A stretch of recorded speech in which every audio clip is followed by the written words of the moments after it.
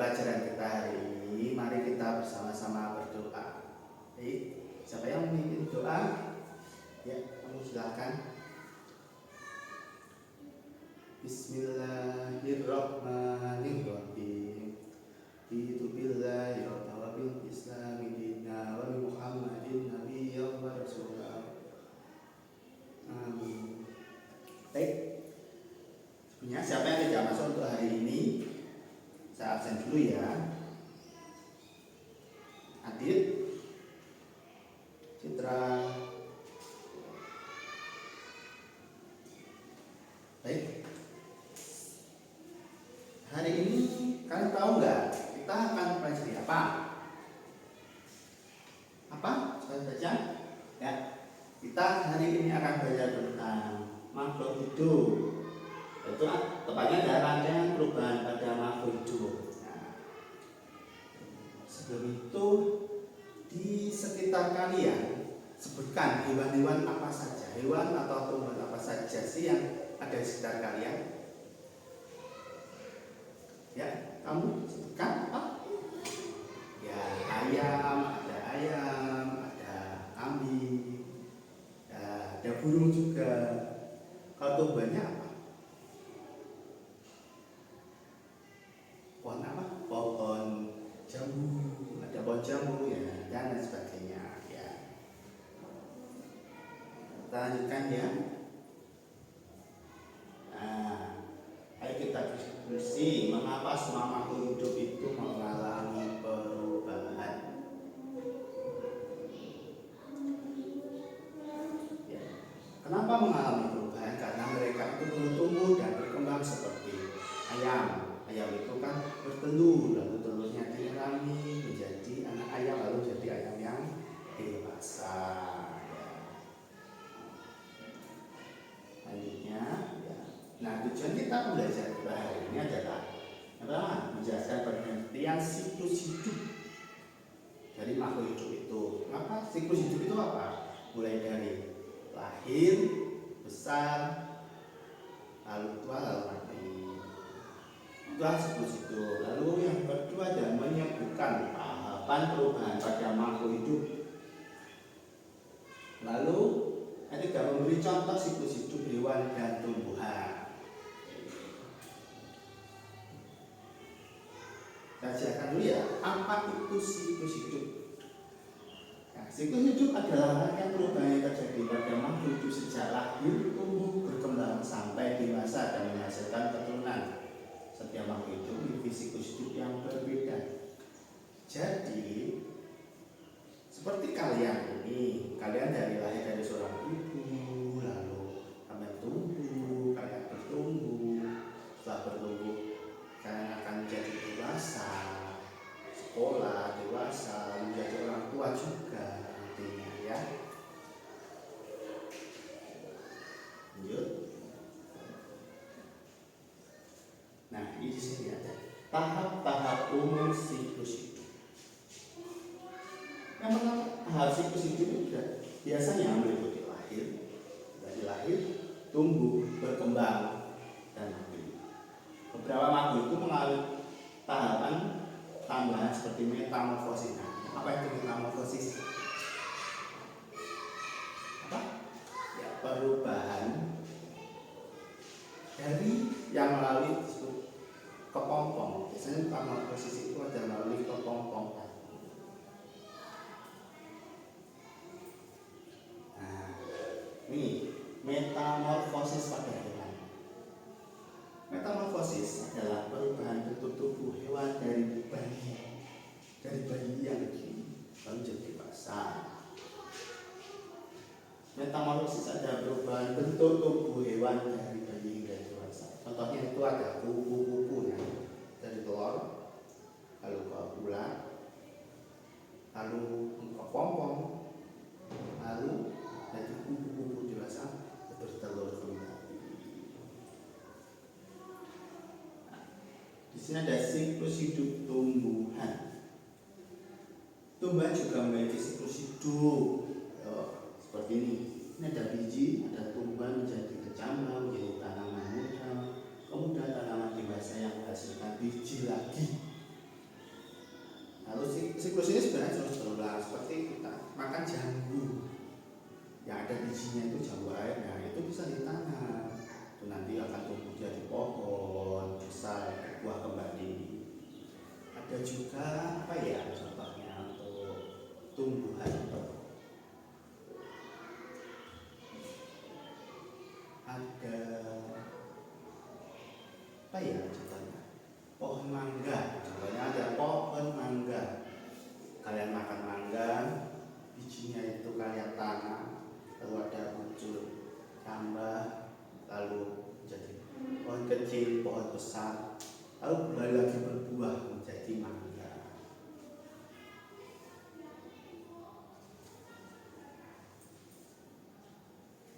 Nah, ini ada contoh siklus hidup dari hewan atau ikan. Pertama, itu ada apa?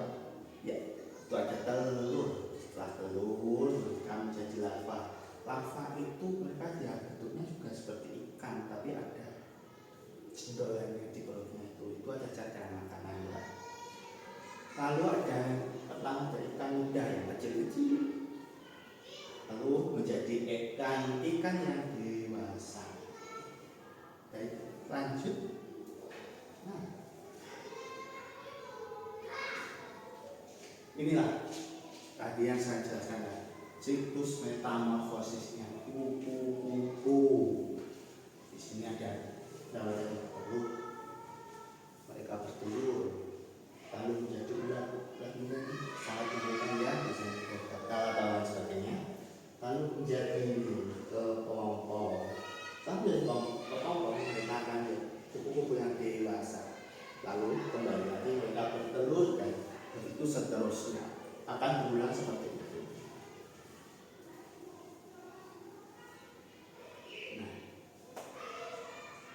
Nah ini contoh siklus hidup tumbuhan terong. Kenapa terong? Karena itu sayuran yang biasa kita makan di rumah. Dimulai dari pertama biji. Terong itu dalamnya kan ada biji kecil itu. Nah itu dikeringkan, terong yang sudah dewasa itu dikeringkan, lalu ambil bijinya, lalu kita tanam di tanah atau media ini. Lalu setelah biji itu menjadi apa? Kedua akan menjadi kecambah. Kecambah itu yang biasanya capan untuk sayur itu bisa, itu ada capan, yang kecambah. Lalu menjadi tanaman. Nanti setelah menjadi kecambah yang kayak segini itu, lalu mereka akan menjadi apa? Ada daunnya, lalu tumbuh ada batangnya. Nah setelah itu sudah besar, lalu ada yang berbunga. Nah dari bunga inilah lalu berbuah, munculnya buah. Lalu siklus itu tetap berlanjut hingga terong itu bisa kita konsumsi. Nah bijinya biasanya sudah tua itu akan menjadi tanaman benih kembali. Nah di sini ada metamorfosis sempurna. Silakan. Nah, di sini ada tahap siklus hidup biasanya meliputi lahir, tumbuh, kembang dan mati. Beberapa makhluk itu mengalami tahapan seperti metamorfosis itu menjadi kepompong dahulu atau perubahan. Contohnya ada kupu-kupu dan kanak. Di setiap tahap memiliki bentuk dan kegiatan yang berbeda. Ini saya tunjukkan gambar-gambar kata kupu-kupu dan kanak ya. Di sini juga ada selain metamorfosis yang sempurna, ada yang tidak sempurna. Kenapa kok tidak sempurna ya? Nah, metamorfosis tidak sempurna terjadi dalam 3 tahap. Ini 3 tahap: telur, nimfa dan dewasa. Nah, nimfa, tanpa nggak nimfa ya. Nah, kalau tadi ada ular, kupu-kupu dari telur, lalu ada ulat, lalu menjadi kepompong. Kan tahapannya ada banyak, ada kepompongnya dahulu, lalu kalau seperti belalang dan capung contohnya ya, itu bentuknya itu hampir sama, hanya saja yang belalangnya kecil, atau capung yang sangat kecil sebelum mereka melepaskan kulitnya yang kecil menjadi daun yang dewasa.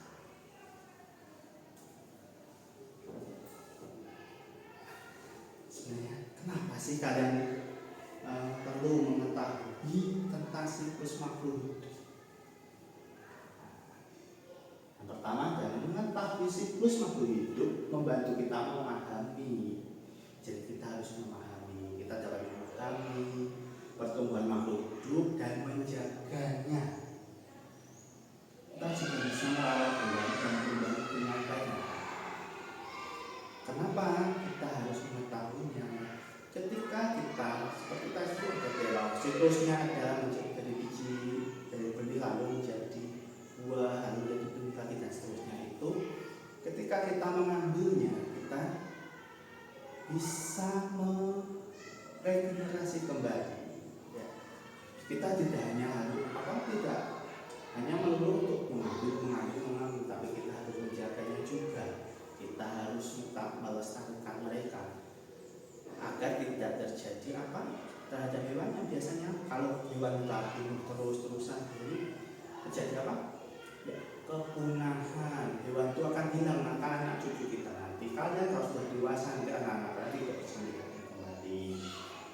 Kalau tumbuhan kenapa kita harus merawat?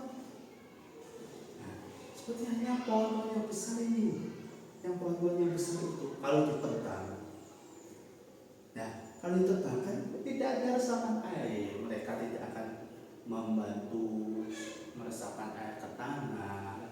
Lalu ada tanah-tanah yang guyur akan mengakibatkan bencana seperti longsor, ya, banjir. Itu juga karena ulah kita sendiri.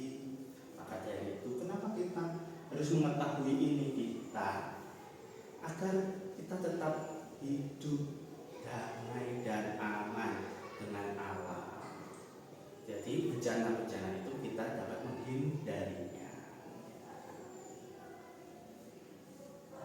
Apa sudah paham dari sini? Nah, kita selanjutnya kita akan mengerjakan. Nah, ini kita akan membagi menjadi 4 kelompok ya. Jadi 4 kelompok, kita akan bentuk 4 kelompok lalu mengerjakan LKPD. Kerjakan dengan baik ya.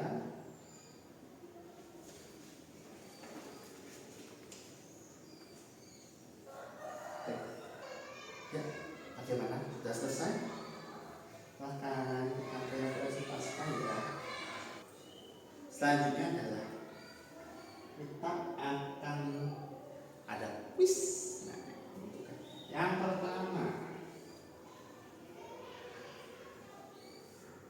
tahap kepompong termasuk dalam metamorfosis sel apa tadi? Apa yang benar? Ya, B sempurna. Kita jawabannya ya sempurna. Selanjutnya, nah tahap limfa terdapat pada hewan. Ayo, limfa tadi ada hewan apa saja?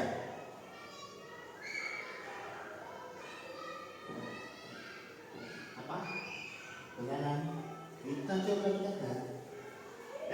Belalang benar sekali. Lalu pertanyaan ketiga adalah siklus hidup tumbuhan biasanya dimulai dari apa tumbuhan itu? Biji, ya, benar sekali, dari biji tumbuh dari besar dan berbuah lalu berbuah. Ya, terima kasih. Baik, apa sih sebelum kita mengakhiri pelajaran kita hari ini? Apa yang kalian pelajari untuk hari ini? Ayo sebutkan apa yang sudah kalian pelajari hari ini. Apa? Pertumbuhan makhluk hidup, perkembangan makhluk hidup, apalagi metamorfosis. Metamorfosis apa? Sempurna dan tidak sempurna. Lalu kenapa kita harus mengetahui siklus hidup makhluk hidup, tumbuhan dan hewan. Ya, agar kita bisa menjaga alam kita, hewan kita agar tidak punah, tidak terjadi bencana. Selanjutnya adalah tugas kalian di rumah ya sebelum mengakhiri ini. Nanti kalau di rumah kalian amati di sekitar kalian ada hewan apa saja yang ada di sekitar rumah kalian, individu ya ini.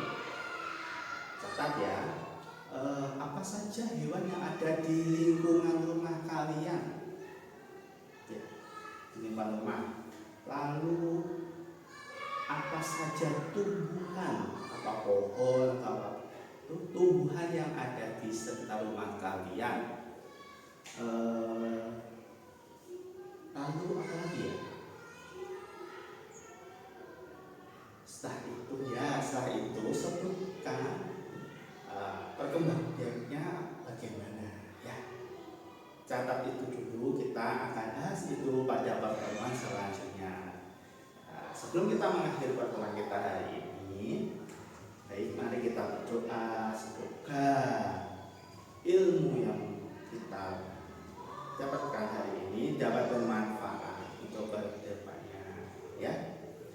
Alhamdulillah sudah selesai. Mari kita berdoa bersama-sama. Berdoa mulai.